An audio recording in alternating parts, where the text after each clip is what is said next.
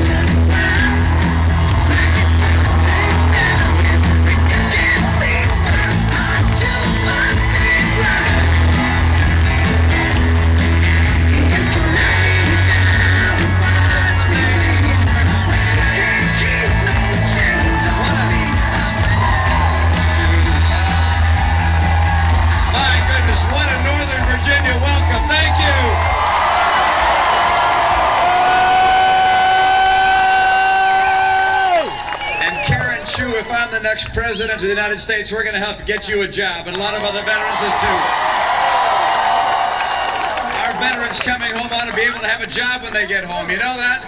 We got to get this economy working for our veterans. Thank you so much for that introduction and that welcome. You guys are fabulous. Thank you. You know, Northern Virginia could well determine who the next president is, and I hope you make that decision to get me elected.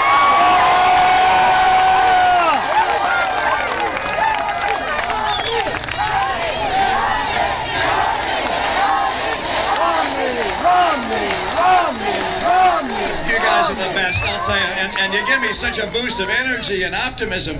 I'm excited about our future. I know that we have heavy hearts across America today, and I want you to know things are going to get a lot better.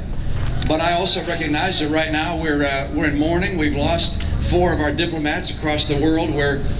We're thinking about their families and those that they've left behind. What a tragedy to lose such a wonderful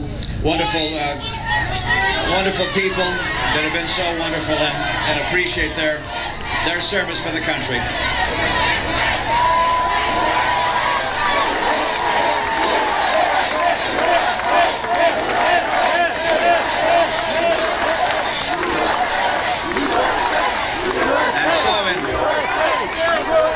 I would offer a moment of silence, but one gentleman doesn't want to be silent, so we're gonna keep on going.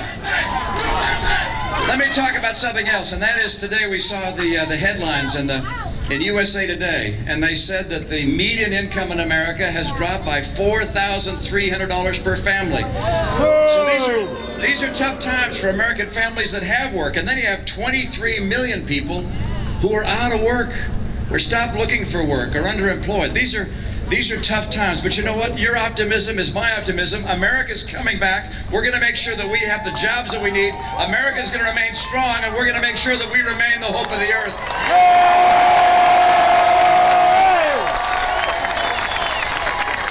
Now, a strong America is essential to the world.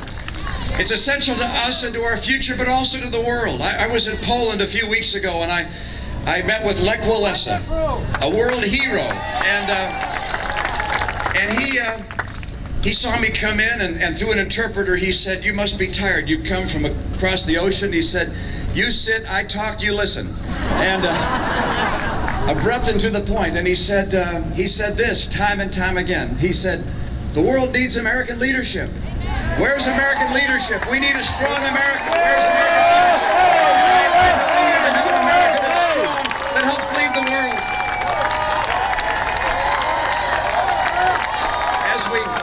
As we watch the world today, sometimes it seems that we're at the mercy of events instead of shaping events. And a strong America is essential to shape events. And a strong America, by the way, depends on a strong military. We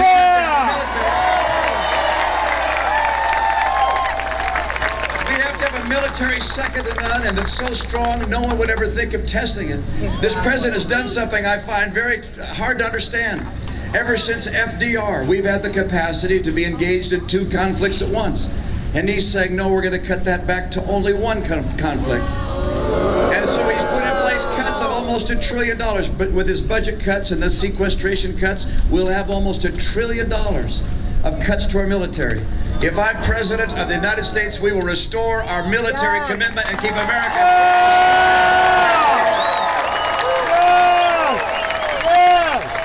The world needs American leadership. The Middle East needs American leadership, and I intend to be a president that provides the leadership that America respects and will keep us admired throughout the world.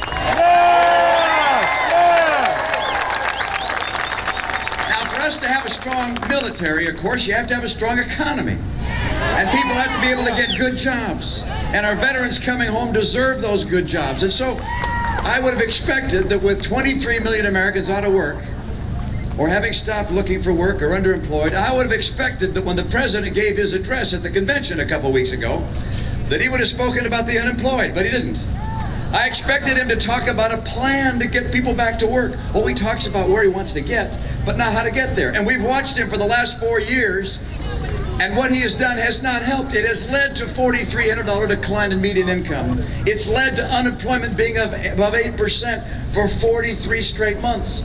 It's led to a larger and larger gap between the wealthier and the rest of America. His policies have not worked. How in the world he can go before a Democrat convention and speak to the nation and offer nothing but more of the same is beyond me.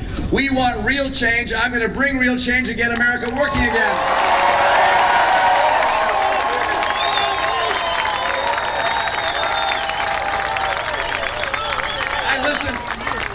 I looked at that at the text of his speech at the convention.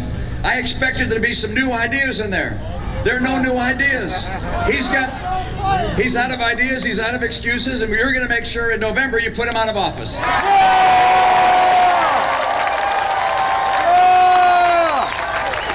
there are 5 things. There are 5 things in my plan that'll get America working again and keep us so strong we can have a military that's second to none in the world. And let me tell you what those 5 things are. You may have heard them before, but if you haven't, you got to memorize them. I'm kidding. Number one, we have an ace in the hole. We have a chance, we have a special advantage in America, a number of them, but one in particular that hasn't been taken full advantage of that's going to get this economy going in a big hurry. And that is, we have a lot of energy. I'm going to take advantage of our oil, our coal, our gas, our nuclear, our renewables. America's going to become, North America will be energy independent within 8 years.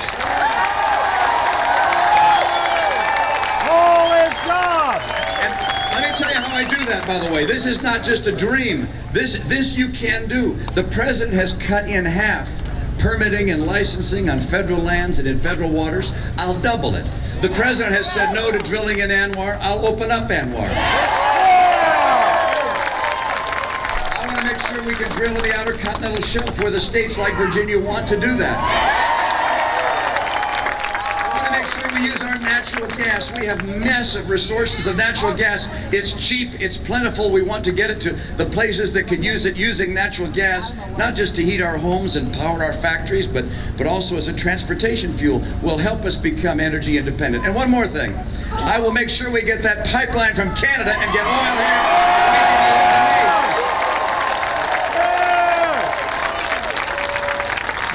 So number one, we're going to take advantage of our energy, and that's going to create millions of jobs, not just in the energy sector, but also in manufacturing, other places that use energy. That's going to help us create jobs. Number two, we're going to make trade work for America. What do I mean by that? We're going to open up new markets for our goods and expand our reach into other parts of the world where other nations are now competing. I want to make sure our goods can go throughout the world. But I also want to make sure that if a nation cheats like China has cheated, we call them on the carpet and don't let it continue.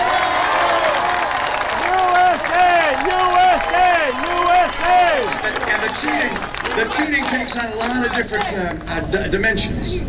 I mean, cheating occurs if you hold down your currency. You might wonder, what in the world has that got to do with jobs here? Let me tell you. When China manipulates their currency by holding down the value of their currency compared to ours, what it does is makes their products in this country artificially cheap. And that then drives American manufacturers and American producers out of business and kills jobs.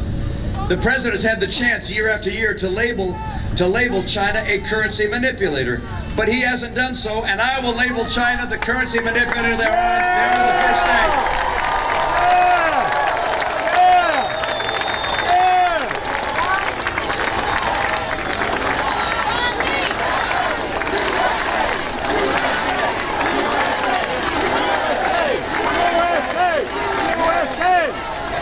Let me tell you what else they do.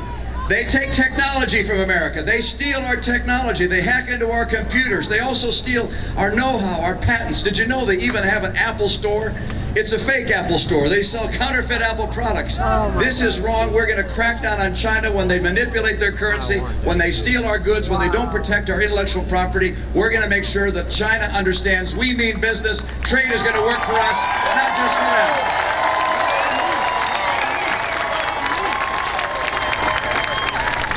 So number one is energy, and number two is trade, and number three, education. We've got to help people get the skills they need for the jobs of today, and we got to make sure our schools are competitive with the world. We can't continue to have schools in the bottom third of the world. I want to make sure we put our kids and the teachers and the parents first, and we put the unions behind.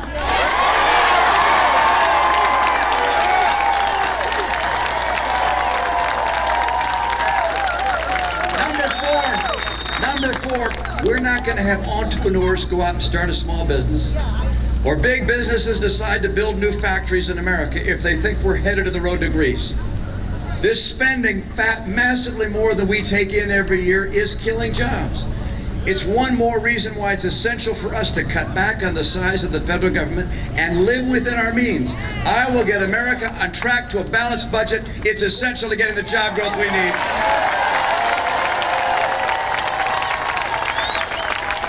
One more let me mention, and that's we need to champion small business. We need small business to grow and feel like this is the right place for them to risk and to hire people and to expand. Small business has been crushed under these last 3.5 years. We're at a 30-year low in the number of new business startups in America. You realize about 2/3 of the new jobs created in this country are created by small business. The president wants to raise taxes on 1 million of them. I don't want to raise taxes. I need to keep taxes down. Regulation. Look, regulations big companies can deal with, but small companies get crushed by regulation. We've got to ease the regulatory burden on small business, and we've got to take off that big cloud that's scaring small businesses from hiring. We have got to repeal Obamacare and replace it with something that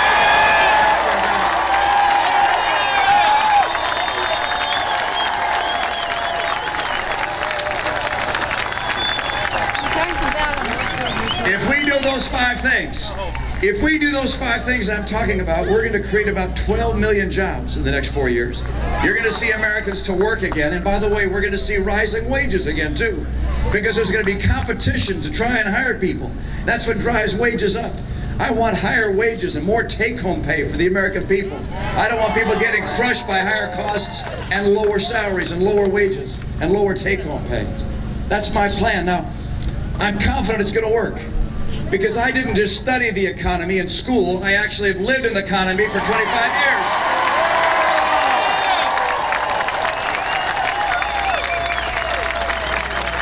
And I've also had the chance during this campaign to go across America and meet entrepreneurs and innovators. And the spirit of America, the can-do, we can make it happen kind of spirit, is very much there. And if we just have a government that recognizes that by lifting individuals and celebrating success in America, we're going to have more of it, then you're going to see this economy come roaring back. What the president's doing is making government bigger and bigger and bigger. We don't need more government. It's crushing the American spirit. We need more entrepreneurs and innovators and more freedom for the American people. Rein in government! I just have to tell you a couple of stories. I had the chance to meet a woman entrepreneur. I've met a lot of them. And I met one, and I said to her, how'd you get your business started? And she said, well, my husband lost his job, and he took a class in upholstering. And she said that because she was the better business mind in the family, she started a company. And she hired him as her first employee. And then she went on to hire 39 more people as upholsterers, and now she has a very successful, thriving upholstery company. That's the kind of entrepreneurship that drives America's economy. I met a guy named Jim Leotode. Jim Leotode, Southern Illinois. He graduated second in his high school class. Second from the bottom, that is. And he concluded that college was not likely to be part of his future. And so he went to his dad and said, can you loan me some money? And his dad and he worked out a deal. I think they split it about 50-50. Dad put up the money, he did the work, and began his enterprise. Well, he went out to buy a hamburger griddle and one of those rollers that makes hot dogs, you know, and then the big hood that takes out the smoke and all that. And by the time he added up the cost for all this, it was a lot more than the money he had. He concluded the only thing he could make with the money he had was sandwiches, because they don't take a lot of equipment. So he set up some tables in a garage and started making sandwiches. And then he delivered them to people at work. Now Jimmy John's has 1,500 restaurants and employs 60,000 Americans. I just love the American entrepreneurship and innovativeness. It is what will rekindle our economy and put people back to work and cause wages and take-home pay to go up. We've seen it. And by the way, yeah, you're absolutely right. We built it. All right, someone over here said we built it. These entrepreneurs built it. When the president the other day said that in Roanoke, I couldn't believe it. I couldn't believe he actually said that. When he got up there and said, if you have a business, you didn't build it, someone else did that. And he said, well, you're taking me out of context. The context is worse than the quote. Have you seen the context? He said, you know, if you're successful, you may think it's because you're smart, but there are a lot of smart people. And you may think it's because you're hardworking, but there are a lot of hardworking people. I wonder, where's he going with this? You see, the America I know relishes and celebrates people who work hard to improve their minds and take risk and work hard and start businesses. That's what's going to get America going, not a bigger government. We want more entrepreneurship, not more government. The president's making us more and more like Europe. And Europe doesn't work in Europe. It's not going to work here. I want to restore to America the principles that have made us the hope of the earth. When the founders of this nation wrote the Declaration of Independence, they chose their words with care. And their vision for America was different than anything else that the world had seen. First, they said that our rights came not from government or the king, but our rights came from God. That was the first observation. And then they said among those rights were life and liberty and the pursuit of happiness. You see, in this country, we would be free to pursue happiness as we choose. The government would not tell us how to live our lives or what kind of health care we could have or what kind of business we could be in or not be in or what we could charge for a product we made. Instead, we as free people would pursue happiness as we choose. And that innovation, that idea that free people, each going in their own direction, not being guided by a government, but each going in their own direction, would create the most powerful economy in the history of the earth. If we want to get America working again, we have to restore that principle. Those principles recognize the hand of God in the rights we have, recognize life, liberty, and our right to pursue happiness. It's time for us to restore the freedoms in America to get America working again.